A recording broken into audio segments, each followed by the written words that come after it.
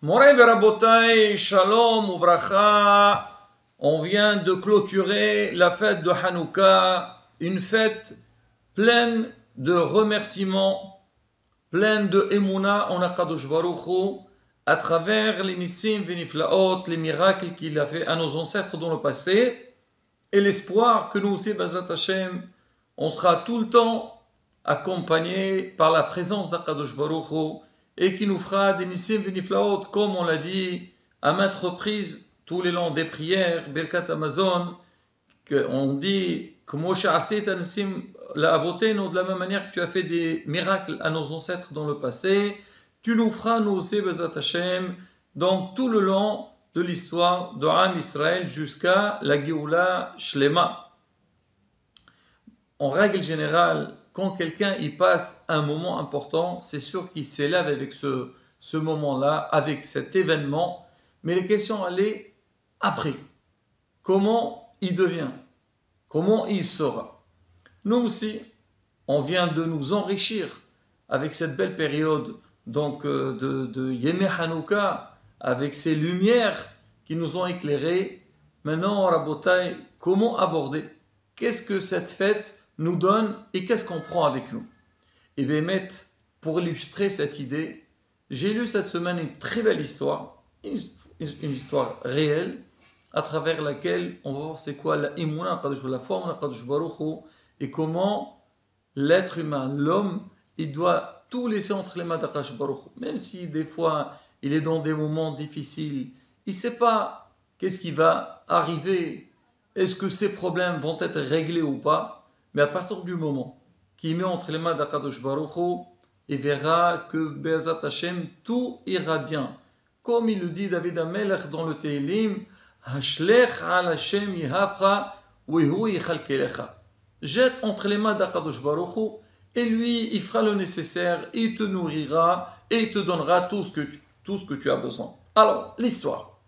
C'est une histoire, en fait, elle s'est passée aux États-Unis. On parle d'un grand riche, que Baruch Hashem, quelqu'un qui a très bien réussi dans son business, et ce qui est extraordinaire, c'est qu'il a compris que la bracha qu'il a, c'est Akadosh Baruch Hu qui la donne. Il ne s'est pas suffi à profiter lui-même, tout simplement, de sa richesse, de sa fortune, mais il a pensé aussi à ceux qui sont dans le besoin. Comme la Torah le dit, Aser te aser, l'homme il doit toujours penser à donner un minimum, on dit un dixième de ce qu'il gagne. On dit on peut aller jusqu'à 20%. Bien sûr, chacun par rapport à ses possibilités. Et notre ami Baruch Hashem, il a compris donc cette belle mitzvah et Akadosh Baruch Hu, il lui donne et lui, il était présent pour donner à tous ceux qui ont besoin. Mais il y avait un problème chez lui, c'était pour lui donner à ceux qui sont dans le besoin. Ça veut dire quoi? Les nécessiteux. Des pauvres, des gens qui sont dans le besoin, là, il est là, il donne. Mais il était contre de donner l'argent pour les gens qui étudient la Torah. Pour lui, il n'y a pas de raison de rien faire, d'étudier la Torah et attendre que on te donne un salaire. Pour lui, non, non. Ces avrichim, les gens qui sont toute la journée dans l'étude de la Torah, ils n'ont qu'à travailler. Et c'était vraiment la phrase qui répétait à tous ceux qui viennent pour les institutions de Torah, Lecho la'avod. Allez-y travailler, gagnez de l'argent, et vous aurez parnassa. Vous n'avez pas besoin de compter sur les autres. Le pauvre, il n'a pas compris. Il n'a pas compris qu'au contraire, tout ce que c'est vrai, c'est très bien de donner à ceux qui sont dans le besoin, donner aux nécessiteux, mais ceux qui étudient la Torah, ils lui rendent un grand service. Parce que on connaît très bien donc, le système de Issachar Zebulun, c'est que chacun, il a une obligation d'étudier la Torah. Mais ça peut arriver qu'il y a des gens, ils ne sont pas faits pour l'étude de la Torah, ils n'arrivent pas, ou ils sont vraiment dans les affaires. On dit ils peuvent subventionner donc des shivot, des avrichim, et le fait que cet avrich va étudier la Torah, lui, il aura une part de sa Torah. Donc c'est un grand mérite pour lui. Et de plus, si vraiment il pense à ceux qui sont dans le besoin, ces gens-là, Oui, Baruch Hashem, en règle générale, ils ont des familles nombreuses. Ils ont besoin de ces aides-là. Et s'il était un peu hacham, il aurait, il aurait jamais refusé à leur donner. Mais bon, qu'est-ce qu'on va lui faire? C'est déjà bien qu'il donne à ceux qui sont dans le besoin et qu'il avait un cœur très ouvert pour faire de la tzedaka. Baruch Hashem, tout tourne bien pour lui, mais il est arrivé à un stade où il avait une fille à marier, mais sa fille, elle avait une maladie rare. Et les médecins lui ont dit que cette jeune fille-là, elle ne peut pas se marier avec n'importe qui. Elle pourrait bien sûr se marier, mais il faut qu'elle se marie avec quelqu'un qui a la même maladie qu'elle. Comme ça, Bezat Hashem, il aurait la possibilité de se marier sans avoir de problème. On sait très bien, on connaît aujourd'hui tous les tests qu'ils font et tout, mais ils lui ont dit que par rapport à la maladie que sa fille, elle a, donc il n'est pas conseillé qu'elle se marie avec n'importe qui. Il faut vraiment trouver la personne qui convient. Il entend ça, c'était pas du tout évident pour lui, mais il s'est pas désespéré. Il a fait appel à beaucoup de chatranim, des personnes donc, qui organisent des mariages, et il leur a dit voilà, il a soulevé le problème de sa fille, il leur a dit s'il lui trouve un bon garçon, bien sûr, pas prendre n'importe qui, et il est prêt à donner l'argent qu'il faut, même si c'est un garçon qui n'a pas les moyens, il est prêt à l'aider, au moins que sa fille se marie. Et il a essayé, mais vraiment, le temps y passe et malheureusement, on ne trouve pas la personne qui convient. À un moment donné, il allait craquer. Il a dit, je sais, j'ai une seule adresse, c'est Avinu Sheba Shamayim.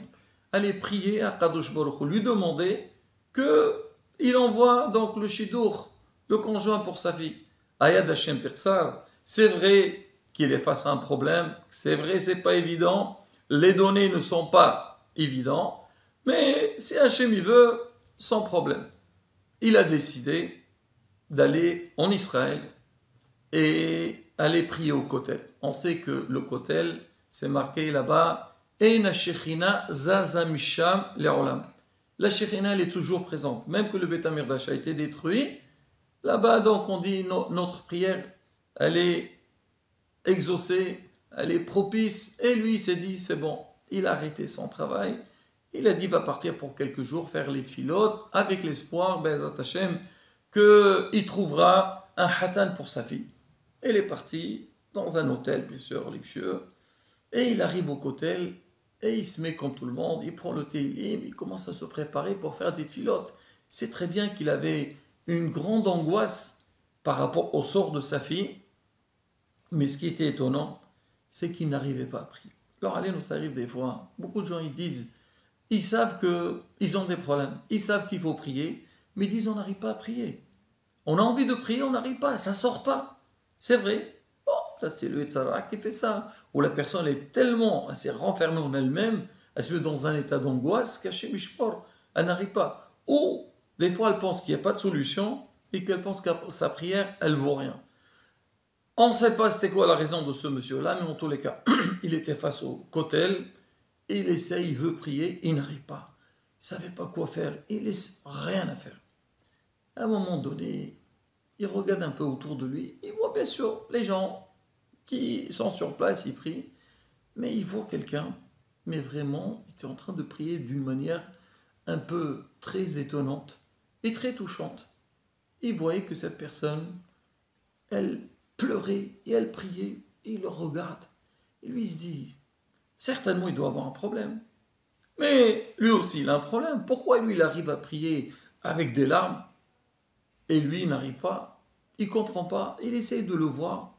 Vraiment, en le voyant prier, il a commencé à avoir de la peine sur cette personne. Et son cœur, il a commencé à s'adoucir un petit peu. Il dit, attends, si lui, il arrive à prier, pourquoi lui, il ne fait pas la même chose? Et à un moment donné, il a commencé un petit peu à prier, mais il avait la tête plus à cette personne qui pleurait qu'à son problème à lui. Il s'est dit, je vais aller le voir, je vais lui demander. Il est parti le voir, il lui dit, cher monsieur, je vois que vous êtes dans une situation très très délicate, difficile, je vois vos prières, comment vous pleurez.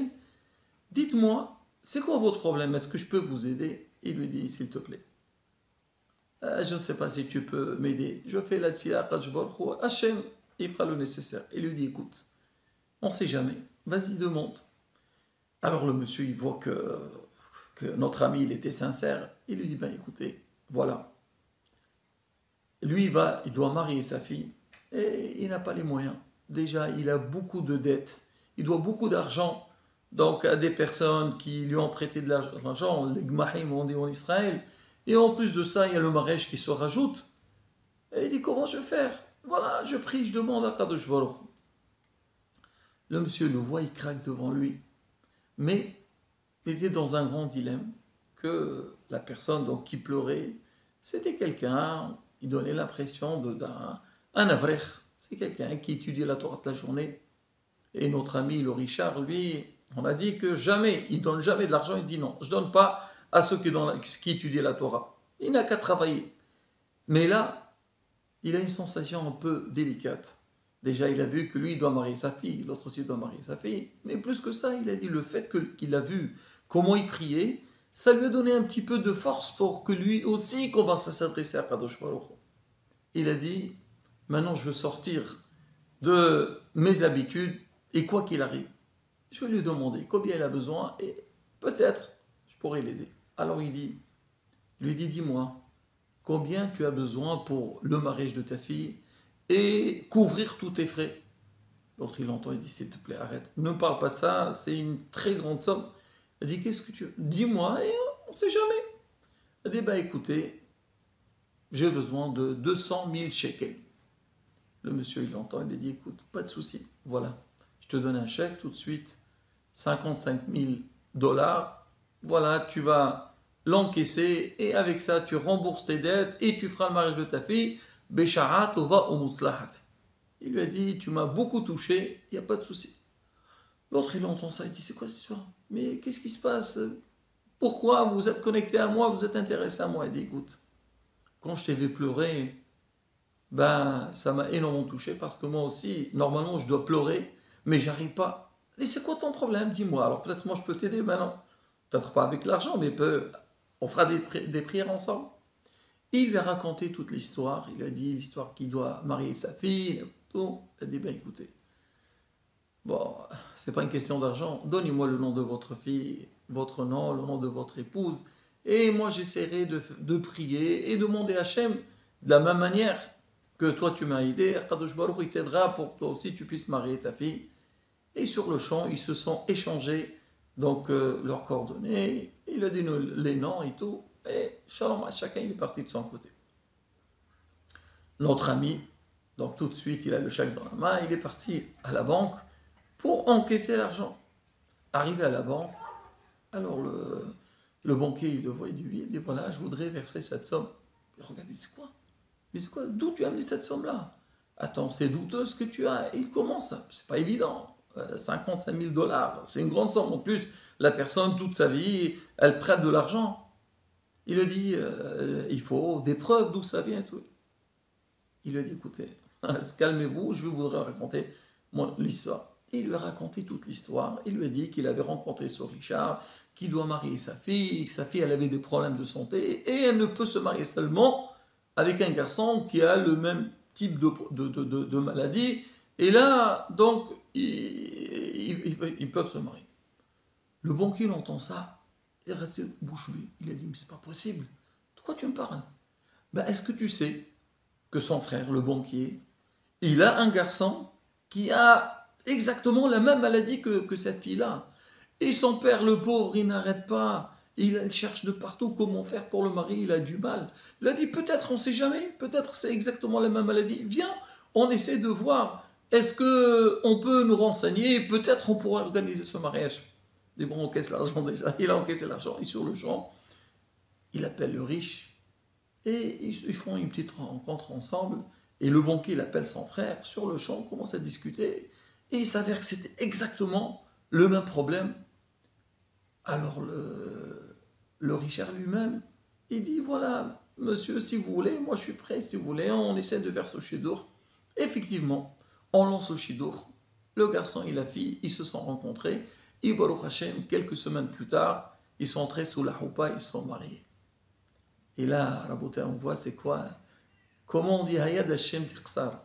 Comment ce riche-là, il avait tous les moyens, mais il était face à un problème que c'était pas l'argent qui pouvait le résoudre. Mais comment Hashem il a fait en sorte qu'il rencontre ce Avrech-là et que lui pensait l'aider avec l'argent, en fin de compte, c'est le Avrech qui l'a aidé et Baruch Hashem, tout le monde a trouvé son compte. Bien sûr, il a compris qu'il faut changer un peu son mode de vie et il a commencé à donner tout le monde. Et Rabotai, c'est le message qu'on doit avoir, nous, à la sortie de cette fête de Hanouka. C'est vrai, on a prié beaucoup, surtout le 8e jour. On dit que c'est une journée qui est très forte, et les tilos de 8e jour, c'est comme le jour de Kippour, le jour de la Nihila, et ainsi de suite. Mais derrière ça, Rabotai, il faut croire.